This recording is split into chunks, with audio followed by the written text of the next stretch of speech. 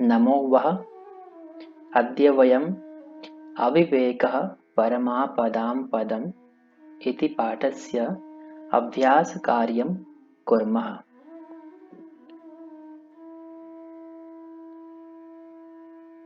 कक्षा 9 पाठ्यपुस्तक मणिका कोड 119 जो नई पुस्तक आपकी लागू हुई है।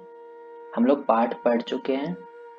इस कक्षा में अभ्यास कार्य करेंगे, यानी जो भी एक्सरसाइज दी गई हैं उसको सॉल्व करेंगे। आइए शुरू करते हैं। आइए देखते हैं, पहला प्रश्न हमारा, निम्नलिखित प्रश्नानाम उत्तराणि एक पदेन लिखता, यानी नीचे दिए गए प्रश्नों के उत्तर एक पद में आपको देने हैं। एक पद में। उज्जयिन्याम किम नाम विप्रः अवसत, उज्जयिनी में किस नाम का विप्र रहता था। तो यहाँ पर किम नाम पूछा है, तो आपको उत्तर बताना है। सबसे पहले हम लोग देख लेते हैं कि क्या क्या प्रश्न है, उसके अकॉर्डिंग फिर उत्तर हम आगे देखते जाएंगे। माधव केन श्राद्धार्थम निमंत्रित, माधव किसके द्वारा श्राद्ध के लिए निमंत्रित किया गया। तो केन है, अक्रियमाणस्य कर्तव्यस्य रसम कह पिबति, तुरंत ना किए जाने वाले काम का जो आनंद है, जो रस है, उसको कौन पी जाता है। किम करोमि इति कह चिंतयति, क्या करूं ऐसा कौन सोचता है। कृष्ण सर्पः केन दृष्टः, काला सांप किसके द्वारा दिखाई दिया, यानी किसने काले सांप को देखा। तो केन है। नकुलम कह व्यापादितवान, नकुल को कह किसने मार दिया। संपदः कम वृणुते, संपत्ति किसका वर्ण करती, किसको वर्ण करती है। तो कम है द्वितीय विभक्ति का। तो उज्जयिन्याम किम नाम विप्रः अवसत, उज्जयिनी में कौन से नाम का विप्र रहता था। तो माधवः नाम विप्रः। दूसरा प्रश्न देखते हैं, माधवः केन श्राद्धार्थम निमंत्रितः, केन है, तो केन का उत्तर हो जाएगा हमारा राज्ञा, यानी राजा के द्वारा। अगला प्रश्न है, अक्रियमाणस्य कर्तव्यस्य रसम कह पिबति, कह पिबति कौन पीता है। तो कालः। किम करोमि इति कह चिंतयति, क्या करूं ऐसा कौन सोचता है। तो माधवः अथवा विप्रः भी बोल सकते हैं। कृष्ण सर्पः केन दृष्टः, काला सांप किसके द्वारा दिखाई दिया, यानी किसने काले सांप को देखा। नकुलेन, प्रश्न है केन, तो नकुलेन उसे विभक्ति में उत्तर देना है। अगला देखते हैं, नकुलम कह व्यापादितवान, नकुल को किसने मार दिया। तो माधवः या ब्राह्मणः भी कह सकते हैं। संपदा कम वृणुते, संपत्ति यानी धन किसका वर्ण करती है, किसके पास जाती हैं संपत्तियां। तो जो भी विमर्श करके, विचार करके काम करता है, तो विमर्श कारणम।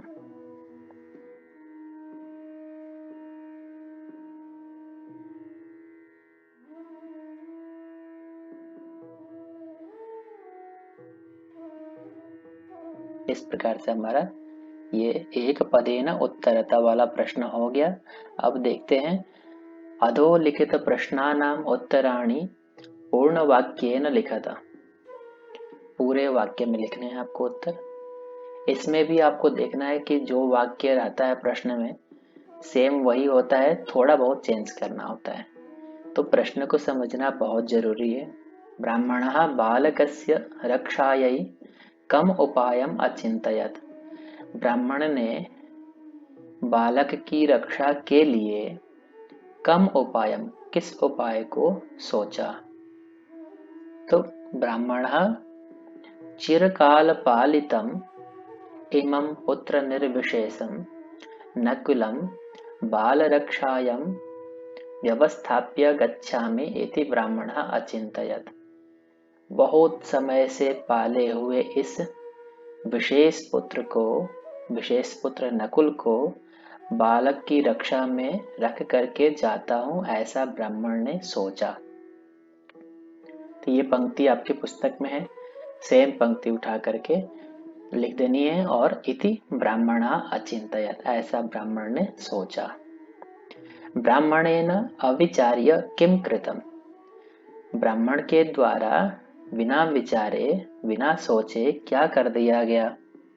तो ब्राह्मणेन अविचार्य कोपात नकुलम व्यापादितम, ब्राह्मण के द्वारा बिना सोचे क्रोध के कारण नकुल को मार दिया गया।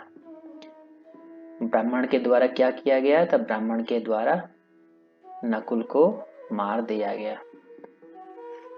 कालः कस्य रसं पिबति, कालः कस्य रसं पिबति, कस्य यानी कालः क्षिप्रम अक्रियमाणस्य कार्यस्य रसं पिबति, जो क्षिप्रम यानी तुरंत न किया जाने वाला कार्य है उसका रस समय पी जाता है यानी नष्ट कर देता है। कीदृशः नकुलः ब्राह्मणस्य चरणयोः अलुठत्, कैसा नकुल ब्राह्मण के चरणों में लौटने लगा। तो रक्त विलिप्त मुख पादः नकुलः, विशेषण हो गया कीदृशः, तो रक्त विलिप्त मुख पादः, उसका मुख और पैर दोनों किससे विलिप्त था? रक्त से। तो ऐसे नकुल ब्राह्मण के चरणों में लौटने लगा। नकुलेन कः व्यापादितः, नकुल के द्वारा कौन मार दिया गया? तो नकुलेन कृष्ण सर्पः व्यापादितः। परमापदां पदम किम, आपत्तियों का, आपदाम षष्ठी विभक्ति का है, भवत शब्द का भवताम, आपत शब्द का आपदाम।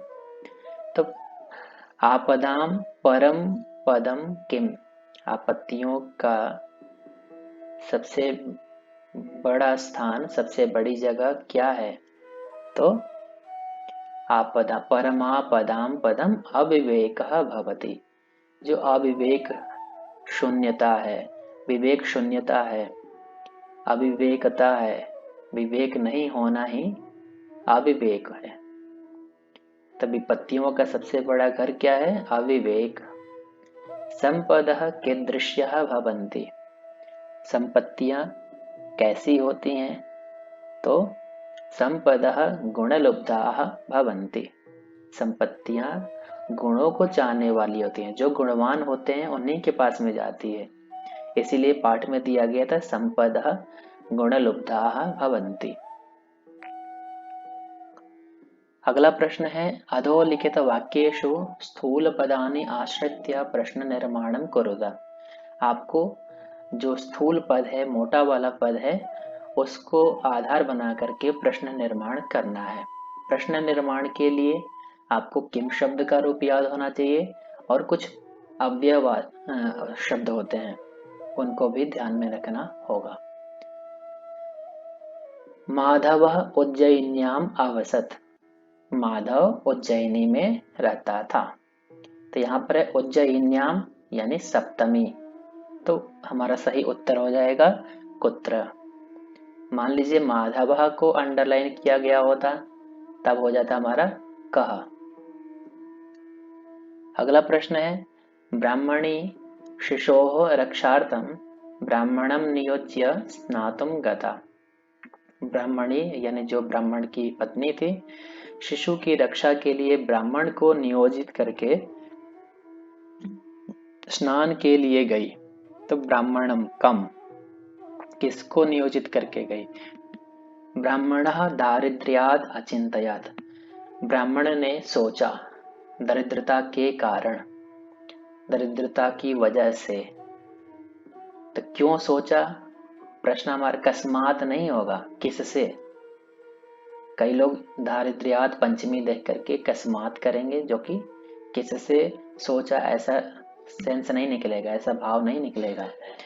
तो यहाँ पर है ब्राह्मणः किमर्थम अचिंतयत या ब्राह्मणः कथम अचिंतयत, क्यों सोचा, तो दरिद्रता के कारण सोचा।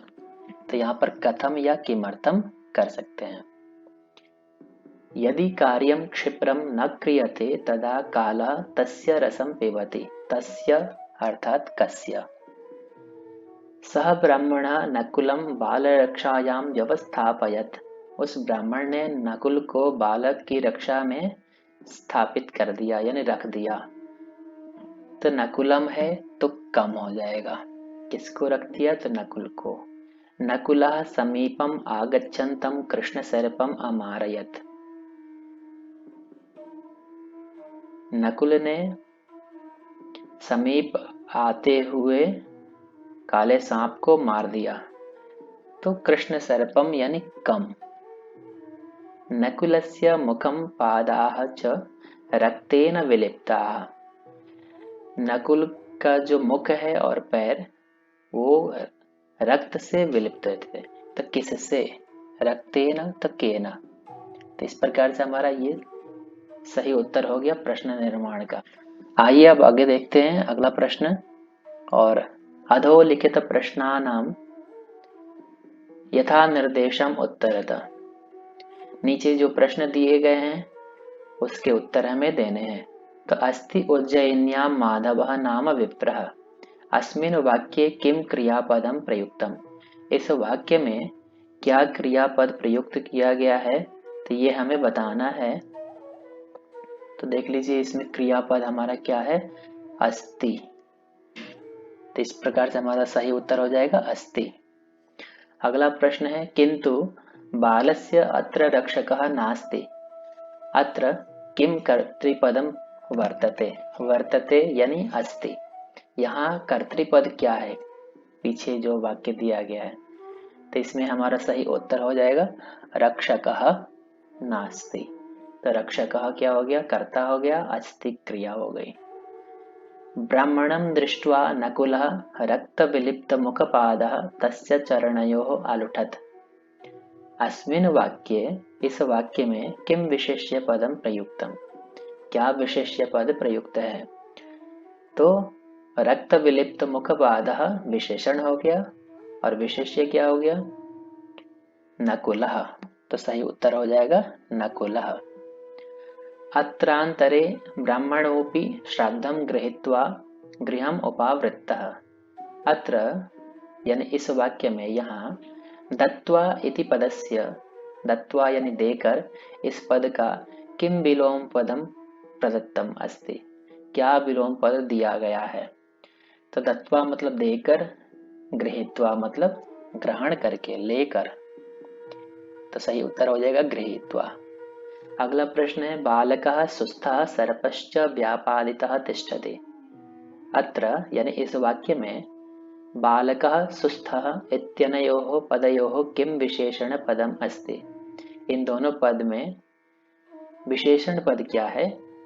तो बालकः हमारा विशेष्य हो गया और सुस्थः यानी सम्यक स्थितः विशेषण हो गया। तो सही उत्तर हो जाएगा सुस्थः। यदि सत्वरम न गच्छामि इत्यत्र इति प्लस अत्र, यानी यहाँ इस वाक्य में शीघ्रम इति पदस्य किम पर्याय पदम प्रयुक्तम, शीघ्रम इस पद का पर्याय क्या प्रयोग किया गया है पिछले वाक्य में। तो सत्वरम हमारा सही उत्तर हो जाएगा। इस प्रकार से ये भाषिक कार्य हर पठित गद्यांश अपठित गद्यांश में पूछे जाते हैं। तो आप लोग ऐसे प्रैक्टिस करेंगे तो आपको लाभ होने वाला है। अगला प्रश्न है समुचित प्रतीप मेलनम कुरुता, इधर कुछ शब्द दिए गए हैं, उसके प्रतीप मेलनम यानी जो विलोम शब्द है उसका मेलन करना है। तो सबसे पहला शब्द है आदानम यानी लेना, तो आदानम का क्या हो जाएगा, प्रदानम। सही उत्तर हमारा हो गया। समीपम, समीपम का अर्थ हो जाएगा दूरम। दारिद्र्यम यानी इसका विलोम क्या हो जाएगा, संपन्नता। विवेकः अविवेकः, उपसृत्य समीप जाकर तो अपसृत्य दूर जाकर। तो इस प्रकार से इसका मेलन कर दिया, यानी विलोम शब्द का मिलान कर दिया। आगे देखते हैं, अगला प्रश्न है हमारा, अत्र विशेषण पदानि दत्तानि। यहाँ कुछ विशेषण पद दिए गए हैं ऊपर और नीचे विशेष्य पद है। इसको आपको चुन करके एक के साथ में एक मिलाना है। पाठ पढ़े होंगे तभी समझ में आएगा कि किसके लिए कौन सा विशेषण प्रयुक्त है। तो सबसे पहले आप लोग देखेंगे यहाँ पर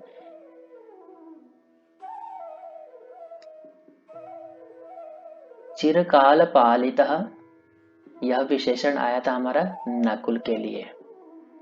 पुत्र निर्विशेषः, यह भी नकुल के लिए आया था। कृष्ण सांप के लिए आया था। रक्त विलिप्त मुखपाद, ये भी नकुल के लिए ही आया था। सुस्थ यानी सम्यक स्थित, कौन सम्यक स्थित था? तब बालक। व्यापादित यानी सर्पः। उपकारक यानी उपकारक, तो ये हमारा हो जाएगा नकुलः। और मृतः, यह भी हो जाएगा नकुलः। इस प्रकार से ये हमारा विशेषण और विशेष्य हो गया। जो घटनाक्रम दिया गया है उसको आप लोग पाठ पढ़ करके समझ करके फिर उसको सॉल्व कीजिएगा। कहीं समस्या होगी तो आप लोग बता सकते हैं। घटनाक्रम आपके लिए छोड़ा गया है। बहुत बहुत धन्यवाद। कोई भी समस्या हो तो कमेंट करके पूछ सकते हैं, समाधान किया जाएगा। नमो वः।